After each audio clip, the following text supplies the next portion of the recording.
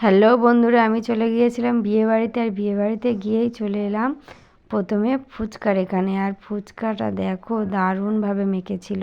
আর ভিডিওটি আমার অনেক দিন আগেকার করে এডিট করা হয়নি। আর তারপর আমরা নিয়ে নিলাম পকোড়া। আর পকোড়াটা জাস্ট দারুণ খেতে। পকোড়া খাবো না এটা কখনো হয়?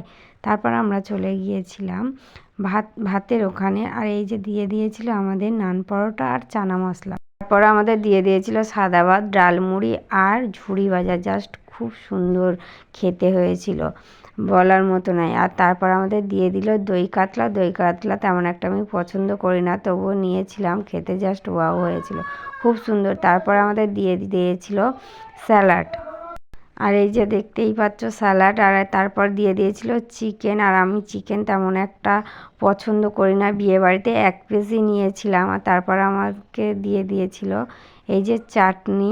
আর চাটনির পাঁপড়ের অপেক্ষায় বসেছিলাম, কারণ চাটনির সঙ্গে পাঁপড় না হলে খেয়ে বেশ মজা লাগে না। তারপর আমাকে দিয়ে দিয়েছিল সন্দেশ, রসগোল্লা। টাটা। ভিডিওটি কেমন লাগলো কমেন্টে জানাতে ভুলবে না কিন্তু।